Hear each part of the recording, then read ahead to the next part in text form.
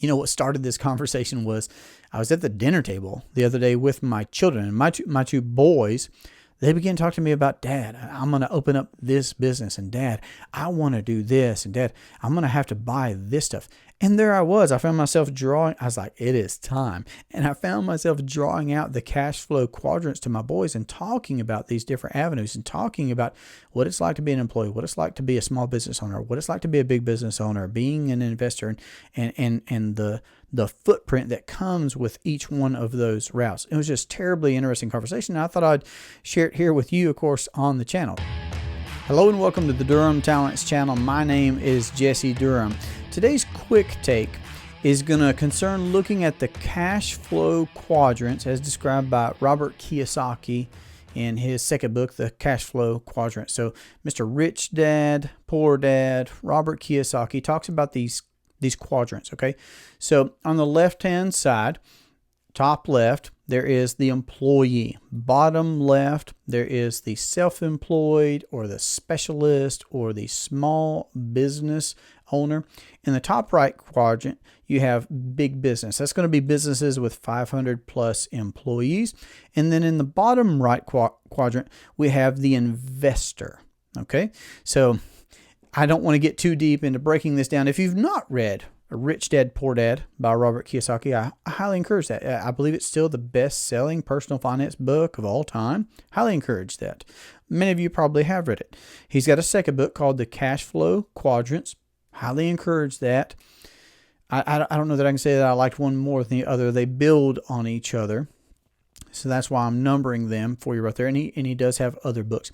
But again, I want to look at these quadrants with an infinite banking lens. All right. So for those of us that are either vetting or learning more about this infinite banking concept, or those of us that are already on our journey of becoming our own bankers, we own properly structured policies with mutual companies that pay dividends.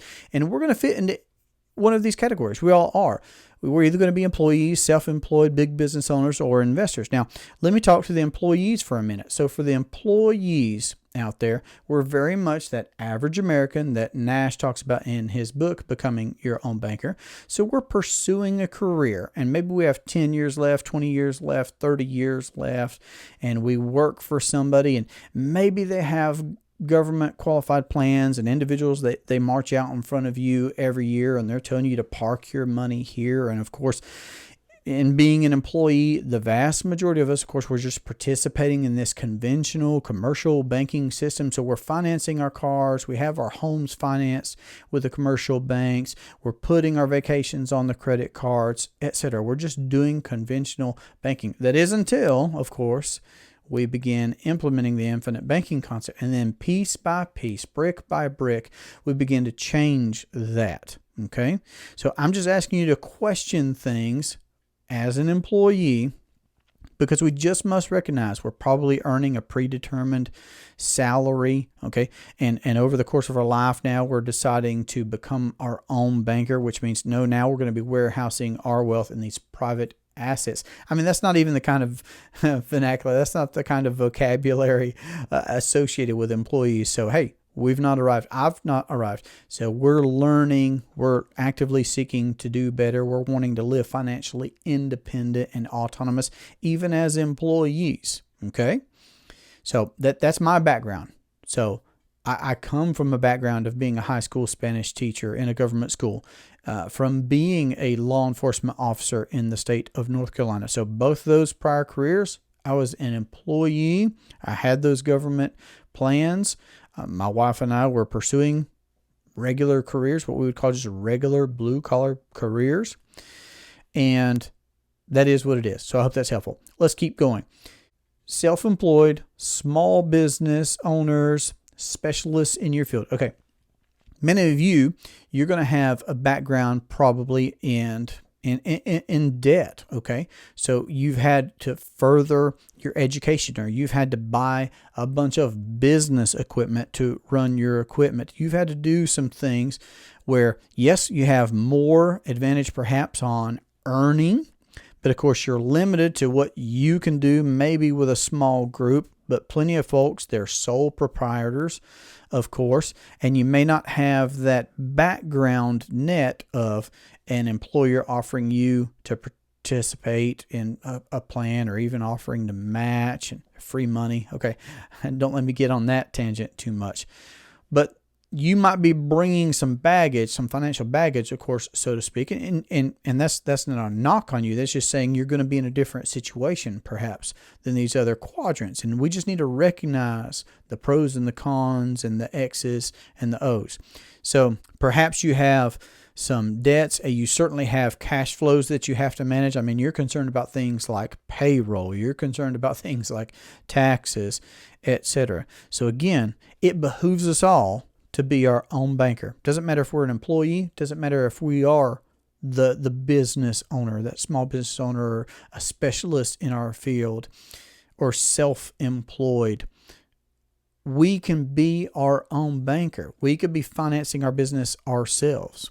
We could be financing the growth of our service, our product that we have and that we offer in our field as a specialist, what have you. And same thing as an employee, we don't have to be beholden to the conventional banking system. See, that's what I'm trying to point out here is it doesn't matter if you're an employee, it doesn't matter if you're self-employed, who controls the banking function in your life. And of course, on this other side where you're talking about big business owners, of course, you're just talking about scaling up what the small business owners are dealing with. You have massive cash flows that you have to manage, and it probably takes more money than most folks, of course, would understand to run that business. But again, where is your warehouse of wealth? I mean, that's my question for you, big business owner, 500 plus employees. Sure, you might be making a lot of money. Are you keeping a lot of money? Okay, how much money are you paying out in interest for what you're conventionally doing? Okay, what if, so here's my question for any of the business owners. What if you could be in the business of financing your business? I mean, who's really making bank, so to speak? Who's really making bank on your business? I know you're making income and cash flows from your business, okay? But what if by adding one step to what you're already doing, you could also be in the business of financing your business? What does that do to your profitability?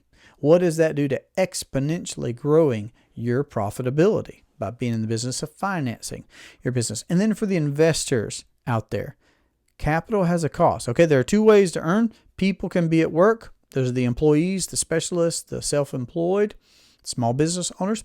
And then there's money at work. If you're on this big business side, this investor side, you're putting money to work. So the nice thing about becoming your own banker is it doesn't matter which of those four categories you're in, you can own private appreciating assets, where you do take your depreciating dollars, such as they are, and you get to fund this asset that you own and control for the rest of your life, this appreciating, this self-collateralizing appreciating asset.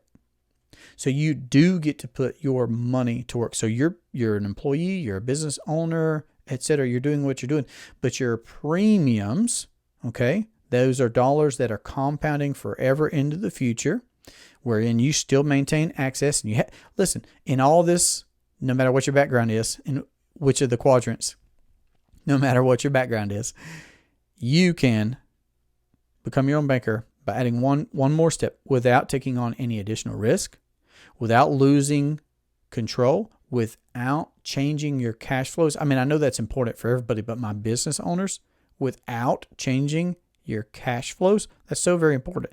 You can become your own banker without changing any of those things, without working any harder. Okay, it's really important to recognize. So for my investors out there, here's a line from R. Nelson Nash for my investors out there. Without the business of banking, all other business comes to a screeching halt. Okay, banking exists. Banking is a function, and you can become your own banker. If you've been profitable and you've conventionally financed things so far, how much more profitable could you be if you began to privately finance for yourself your investments? Okay, so I hope that this has been thought-provoking. I hope that this has piqued your interest in reading The Cashflow Quadrants by Robert Kiyosaki, and in reading Becoming Your Own Banker by R. Nelson Nash, and in having a conversation with me about how you can implement the infinite banking concept into your household or your business or your investing. And I do look forward to that conversation. This has been a great pleasure for me. Have a great day. Take care.